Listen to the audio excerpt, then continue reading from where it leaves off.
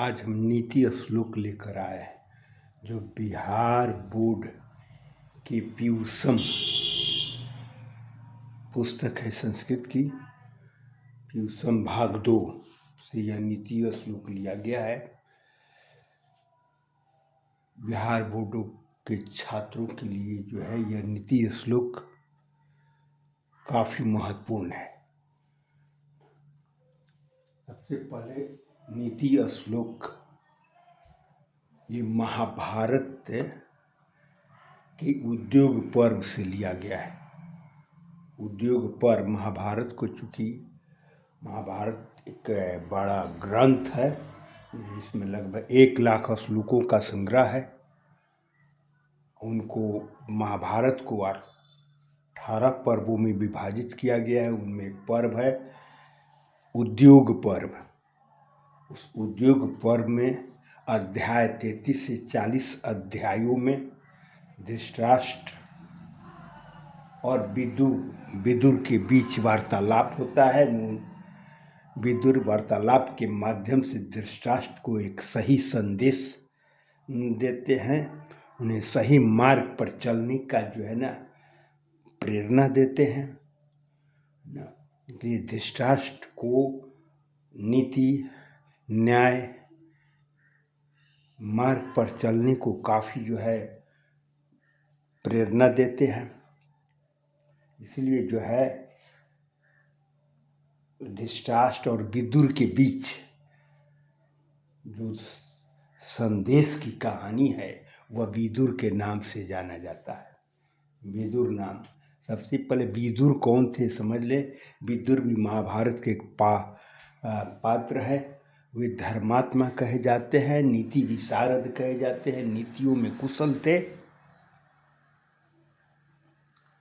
नीतियों में वो कुशल थे।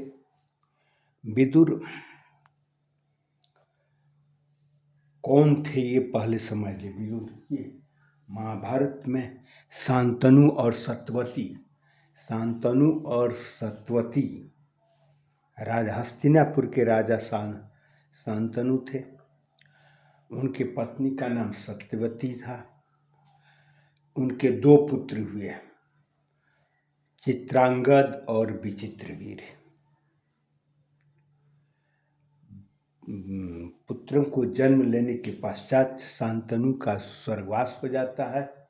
इसलिए इन चित्रांगद और विचित्रवीर का पालन पोषण का दायित्व भीष्म पितामह पर जाता है। भीष्म पितामह ही इनका पालन पोषण करते हैं।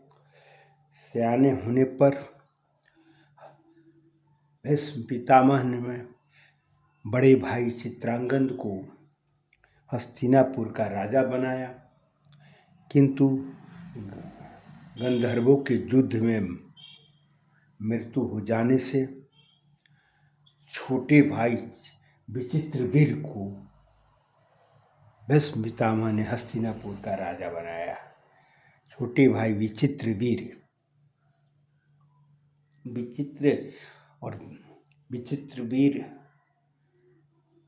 जब राजा हो गए तो उन्हें भीष्म पितामह को उनकी विवाह की चिंता आई। तो उन्होंने काशीराज की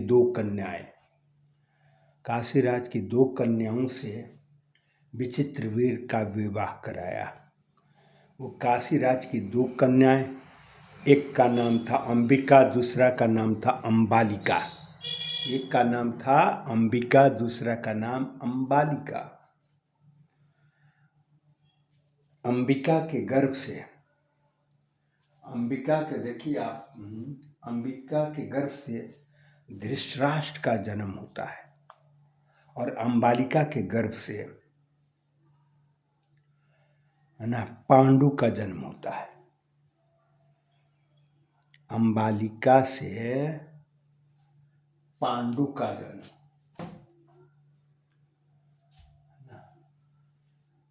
धृतराष्ट्र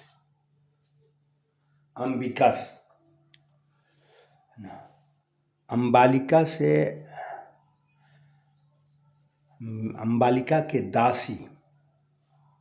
दासी से विदुर का जन्म होता है। विदुर को धर्म यमराज का अवतार भी माना जाता है। मांडव ऋषि के श्राप के कारण उन्हें दासी पुत्र होना पड़ा। फिर भी हस्तिनापुर के उनकी योग्यता कुशाग्र बुद्धि के कारण हस्तिनापुर में महामंत्री के पद पर, प्रधानमंत्री कह सकते हैं, पद पर उन्हें बिठाया गया। विदुर ही थे जिन्होंने पांडवों को लक्षागृह से बचाया था। जब कौरवों ने पांडवों के सर्वनाश विनाश के लिए लक्षागृह की रचना की तो विदुर को मालूम हो गया। विदुर ने स्वयं जो है पांडवों को जो है वो लक्षागृह से निकालकर उनके प्राणों को बचाया। इसलिए तो विदुर ने, जब युद्ध निकट था तो विदुर ने धृतराष्ट्र को हमेशा समय समय पर शांति का उपदेश दिया। तो धृतराष्ट्र से जो विदुर ने शांति का उपदेश दिया है, वही उपदेश, वही नीति विदुर नीति में संकलित हुआ, जो विदुर नीति के नाम से जाना जाता है। इसलिए अगर परीक्षा में पूछता है कि विदुर नीति के रचयिता कौन है, तो विदुर है। विदुर नीति श्लोक का रचयिता विदुर है। इस नीति श्लोक में उन्होंने, अभी हम 2 श्लोक लेकर आए हैं। सत्येन रक्षते धर्मो, सत्येन रक्षते धर्मो, विद्याया योगेन रक्षते, मृजया रक्षते रूपम, अकूलम वृतेन रक्षते। आप देखिए, सत्येन रक्षते धर्म, सत्येन में तृतीया विभक्ति होती है। सत्येन तृतीया का कारक चिन्ह से होता है। तृतीया का कारक चिन्ह से होता है, तो से सत्येन का अर्थ होगा सत्य से। सत्येन धर्मो रक्षते, सत्य से धर्म की रक्षा होती है। उन्होंने कहा कि सत्य बोलने वाले को समाज में काफ़ी सम्मान मिलता है और सत्य से धर्म की रक्षा होती है, क्योंकि सत्य बोलने वाले पर समाज में लोग उन पर विश्वास करते हैं। ये सत्य से उन्होंने बताया, सत्येन रक्षते धर्म, सत्य से धर्म की रक्षा होती है। दूसरे खंड में है विद्याया योगेन रक्षते। विद्याया, ये विद्याया में भी तृतीया विभक्ति है। विद्याया माने विद्या से, योगेन, योगेन में भी तृतीया है। योगेन करते हैं अभ्यास से, तो योगेन माने योग से, योग अभ्यास को कहते हैं। अभ्यास से विद्या की रक्षा अभ्यास से होती है। अगर विद्या की रक्षा हम बार बार अभ्यास करते हैं तभी विद्या हमारे पास रहती है, अन्यथा विद्या नहीं रहती है। इसलिए विद्या प्राप्ति के लिए अभ्यास जैसा शस्त्र जरूरी है। तो यहाँ देखें, सत्य से धर्म की रक्षा होती है और अभ्यास से विद्या की रक्षा होती है। मृजया रक्षते रूपम, मृजया रक्षते रूपम, मृजया में भी तृतीया विभक्ति है। मृजया माने सफाई से, मृजा शब्द है उसमें तृतीया विभक्ति लगी है, इसलिए मृजया बना। मृजया इट मीन सफाई से। किसकी रक्षा होती है? रूप से रक्षा होती है। विदुर ने बताया है कि सफाई से रूप की रक्षा होती है। मनुष्य अपने सौंदर्य की अगर रक्षा करता है तो उसे साफ सुथरा रहने की आदत डालनी चाहिए, क्योंकि सफाई से ही हमारा सौंदर्य की रक्षा होती है और समाज में उसकी एक पहचान बनती है। मृत्या रक्षते रूपम कूलम वृतेन रक्षते। कूलम, और कूल की रक्षा कैसे होती है? तो वृतेन शब्द है, वृतेन में भी तृतीया विभक्ति लगी है। वृत का अर्थ होता है संस्कार, कुल से हमारे स्वभाव, स्वभाव भी कह सकते हैं, कुल से हमारे स्वभाव से, हमारे संस्कार से कुल की रक्षा होती है। हम जैसा आचरण करते हैं उस आचरण को देखकर अनजाना व्यक्ति अंदाज कर लेता है कि किस संस्कार का व्यक्ति है।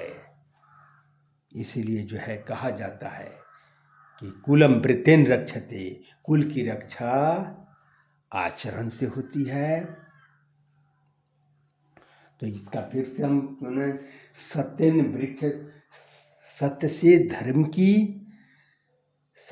धर्म की रक्षा होती है, और अभ्यास से विद्या की रक्षा होती है, सफाई से रूप की रक्षा होती है, और आचरण से कुल की रक्षा होती है ना। तो सत्य से धर्म की, अभ्यास से विद्या की, सफाई से रूप की, और आचरण से कुल की रक्षा होती है, ऐसा विदुर ने हमें बताया है।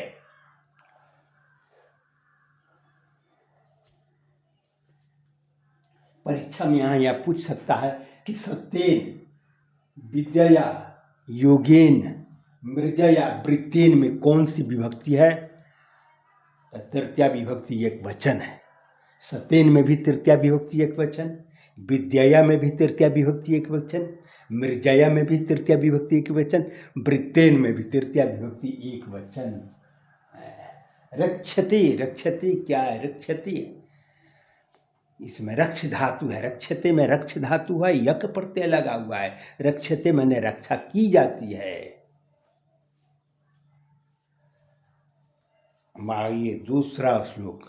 सुलभा पुरुषा राजन सततम प्रियवादिन अप्रियस्य तु पथस्य वक्ता श्रोता च दुर्लभा।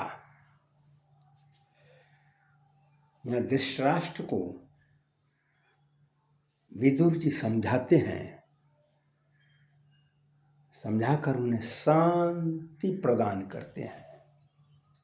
वो कहते हैं कि राजन, राजन मैंने हे राजन, हे राजा, सुलभा पुरुषा, पुरुष सुलभ है, पुरुष आसानी से मिल जाते हैं। अब प्रश्न उठता है कौन सा पुरुष? उत्तर मिलता है सततम, सततम मैंने निरंतर, प्रियवादी ने, प्रिय बोलने वाले पुरुष। ये राजन, प्रिय बोलने वाले पुरुष आसानी से मिल जाते हैं। प्रिय बोलने वाले पुरुष सुलभ है, हर जगह सुलभ हैं। जब किसी व्यक्ति को अपने काम निकालना होता है तो अपनी चाटुकारिता और प्रिय वचन बोलकर, प्रिय वचन में भले ही उसमें जो है झूठ छल कपट का जो है संग्रह हो, लेकिन प्रिय वचन तत्काल बोलकर अपने काम को आसान करने का प्रयास करते हैं। तो इसलिए इस संसार में प्रिय वचन बोलने वाले आसानी से होते हैं। लेकिन यहाँ विदुर ये भी समझाते हैं, सुलभा शब्द का प्रयोग किया है, सुलभ हैं, और एक दुर्लभा शब्द का प्रयोग किया है, दुर्लभ हैं। सुलभा है या दूसरी ओर दुर्लभा है। कौन चीज दुर्लभा है? तो वक्ता श्रोता च, बोलने वाले और सुनने वाले भी दुर्लभ हैं। क्या चीज? अप्रियस्य तु पथस्य, हितकारी कटु वचन।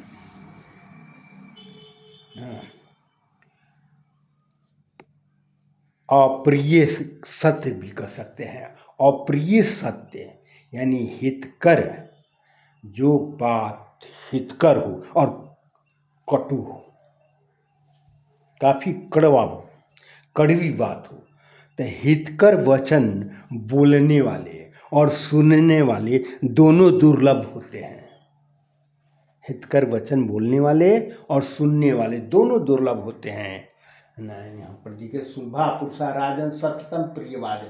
प्रियवादी ने का अर्थ हुआ प्रिय बोलने वाले, सततम ने निरंतर। हे राजन, इस संसार में प्रिय बोलने वाले आसानी से मिल जाते हैं, किंतु अप्रिय पथस्य अप्रिय हितकर वचन बोलने वाले, अप्रिय मतलब कटु, हितकर वचन बोलने वाले, वक्ता माने बोलने वाले या श्रोता माने सुनने वाले, दोनों दुर्लभ है। वक्ता भी तुमने कि कोई भी व्यक्ति कटु शब्द को सुनना पसंद नहीं करता है, अन्य कोई व्यक्ति किसी को कटु शब्द बोलना चाहता है।